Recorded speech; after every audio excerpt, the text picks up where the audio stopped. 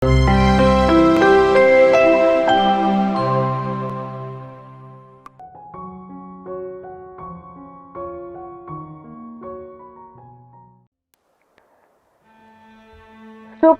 কালে উড়িষ্যা রাজ্যের রাজা কুলশেখর ছিলেন জগতের নাথ প্রভু জগন্নাথের একজন মহান ভক্ত। তেমনি রাজার শ্রী গুরুদেবের প্রতি তার ছিল ঐকান্তিক নিষ্ঠা ও ভক্তি। আর প্রজাদের প্রতি রাজা ছিলেন অত্যন্ত স্নেহ সেবা পরায়ণা। একদিন রাজা তার সমস্ত রাজন্যবর্গ ও সভাসদ সহ সিংহাসনে আরোহণরত অবস্থায় হঠাৎ রাজার গুরুদেব সভায় উপস্থিত হলেন। রাজা তৎক্ষণাৎ সিংহাসন ত্যাগ করে গুরুদেবকে দণ্ডবৎ প্রণতি করে উচ্চ সিংহাসনে বসিয়ে তার পাদ প্রক্ষালন করে আগমনের হেতু নিবেদন করলেন। গুরুদেব, আমি খুব আনন্দিত হয়েছি যে আপনি আজ আমার সভায় এসেছেন। আপনার আগমনের হেতু জানার আগ্রহ প্রকাশ করছি গুরুদেব। গুরুদেব শিষ্যের ভক্তি ও নিষ্ঠা সেবায় প্রসন্ন হয়ে রাজাকে সমস্ত আশীষ দানপূর্বক তাকে রাজধর্ম আলোচনা শুরু করতে বললেন। কিছুক্ষণ পর রাজার কপালে একটি মাছি বারবার এসে উড়ে পড়ছে। রাজা বারংবার কপালে হাত দ্বারা আঘাত করে মাছিটিকে তাড়াচ্ছেন। এদিকে উপবিষ্ট গুরুদেব রাজাকে এই অবস্থায় দর্শন করে অত্যন্ত বিমর্ষিত হয়ে মাথায় হাত রেখে খুবই চিন্তামগ্ন অবস্থায় বসে রইলেন। তত্ত্বদর্শী গুরুদেবের এই বিভাব দেখে বুদ্ধিমান রাজা কুলশেখর সপ্রণোদিতভাবে এর কারণ জানতে চাইলেন। গুরুদেব অতি ভারাক্রান্ত মনে যা বললেন রাজা শুনে প্রমাদ গুনলেন। হে রাজন, তোমার গুরু সেবায় তুষ্ট হয়ে আমার পূর্ব ও পর সমস্ত আশীষ তোমার শিরে দান করে দিয়ে নিজেকে ভারমুক্ত করেছি, কিন্তু এখন তা তুমি নিজ হস্তে শেষ করে দিয়েছ। অর্থাৎ আমাকে দণ্ডবৎ প্রণাম করে চরণ রজ তোমার কপালে যে সর্বসৌভাগ্য শোভা পাচ্ছিল তা এই মুহূর্তে শেষ হলো। ফলস্বরূপ তুমি মহাপাপগ্রস্ত হলে। এই কথা বলে গুরুদেব মুহূর্তেই রাজসভা ত্যাগ করে চলে গেলেন। রাজা রাজ্যের সমস্ত পুরোহিতদের ডেকে নির্দেশ দিলেন কি করে তিনি গুরুচরণে কৃত পাপ হতে মুক্ত হবেন। আপনারা সকলে বলুন, আমি কিভাবে এই গুরুচরণে কৃত পাপ হতে মুক্ত হব? আপনারা দয়া করে এর বিধান দিন। পুরোহিতগণ সমস্ত বৈদিক শাস্ত্র বের করে গুরু পাপ হতে মুক্তির বিধান বের করলেন, কিন্তু রাজাকে বলার সাহস পেলেন না।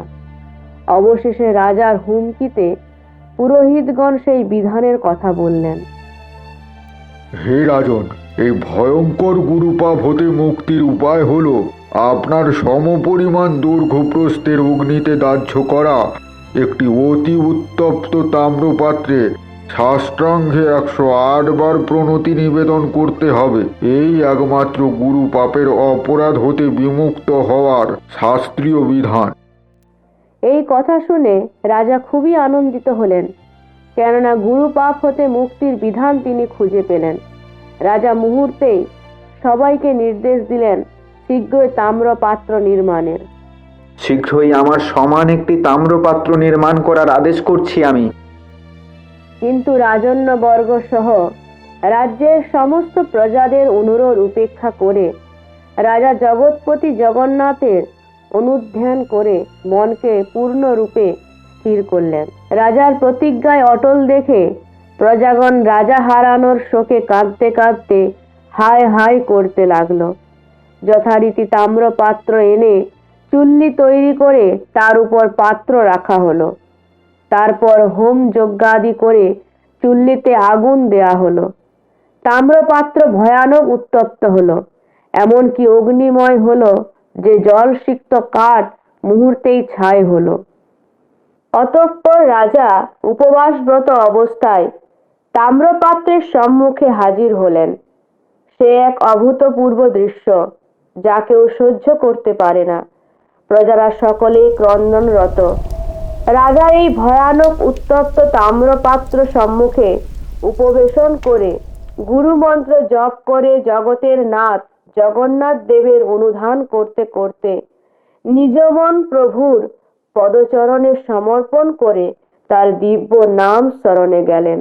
শ্রীরাম, শ্রীকৃষ্ণ, শ্রীহরি, মুকুন্দ, মাধব, মুরারি, অচ্যুত, অনন্ত, গোবিন্দ, শ্যাম সুন্দর, সদানন্দ, ব্রজসুন্দর, বংশীপাণি, রাধাবল্লভ, প্রাণমণি, দয়াসাগর, দাশরথী, শ্রীহরি, শ্রীকর, শ্রীপতি, লক্ষ্মীনারায়ণ, চক্রপাণি, সীতাবল্লভ, রঘুমণি, বনমালী, কংসারী, গোপীজীবন, দৈত্যারী, শ্রীবৎস চালন, কেশব, দীনবান্ধব, বাসুদেব, ভবমোচন, ভগবান, জগৎ জীবন, জনার্দন। তারপর রাজা প্রভুকে নিবেদন পূর্বক বললেন, হে নাথ, আপনাকে আমার সশ্রদ্ধ প্রণতি নিবেদন করি। আমি বড় পাপী ও অধম। যেহেতু আমি জানা অজানা বশত গুরুচরণে অপরাধ করেছি, তাই এর প্রায়শ্চিত্ত বিধানে আমার প্রাণ সংশয় আমি করছি না। হে প্রভু, আপনার কাছে প্রার্থনা, এই কার্য যেন ভয়হীনভাবে সম্পন্ন হয়। আমি এই মহা অগ্নিতে স্নান করতে সম্পূর্ণ বাসনা করেছি। এখন আপনার যা ইচ্ছে তাহাই পূর্ণ হোক প্রভু। এইভাবে রাজা মন প্রাণ সম্পূর্ণ শ্রী ভগবানের অর্চন পূর্বক উত্তপ্ত পাত্রে উঠে দাঁড়ালেন। সঙ্গে সঙ্গে রাজার পা পুড়ে ছাই হলো। রাজা ভয় পেল না। তারপর রাজা ঊর্ধ্ব মুখে দু হাত তুলে সাষ্টাঙ্গে প্রণিপাত করলেন। মুহূর্তের মধ্যেই রাজার সমস্ত শরীর ভস্মীভূত হয়ে গেল। উপবিষ্ট সবাই দেখলেন তাদের প্রিয় সুন্দর রাজার দেহ মুহূর্তেই কঙ্কালে পরিণত হলো। এদিকে অন্তর্যামী জগন্নাথ ভক্তের এই অবস্থায় সম্পূর্ণ অবগত ছিলেন। মুহূর্তের মধ্যেই তিনি এক ভুবন ভোলানো ব্রাহ্মণ রূপ পরিগ্রহণ করে রাজার নিকট উপস্থিত হয়ে রাজাকে কোলে তুলে বসালেন। জগৎপতির স্পর্শে রাজার দগ্ধময় দেহ সুশীতল হলো। রাজা প্রাণ ফিরে পেলেন এবং নয়নে দেখলেন এক সুন্দর ব্রাহ্মণ তার মাথায় হাত রেখে বললেন, হে রাজন, আজ তুমি যে অনন্য দৃষ্টান্তের সৃষ্টি করলে, তা জগতের পূর্বাপর তোমার চেয়ে সুকৃতিবান আর কেউ নয়। এখন ওঠো আর আমাকে দর্শন করে ধন্য হও বৎস। রাজা তখন জগন্নাথের চতুর্ভুজ রূপ দর্শন করলেন। সেখানে উপস্থিত কেউই এই বিরলতম দৃশ্য দেখতে পেলেন না, একমাত্র রাজা ছাড়া। তারপর রাজাকে আশীষ দান করে প্রাণের ঠাকুর জগন্নাথ অন্তর্হিত হলেন। তারপর রাজা সুখে রাজ্য চালনা করলেন বহুদিন। দেহান্তে রাজা বৈকুণ্ঠ ধামে যাত্রা করলেন। হরে কৃষ্ণ, জয় জগন্নাথ।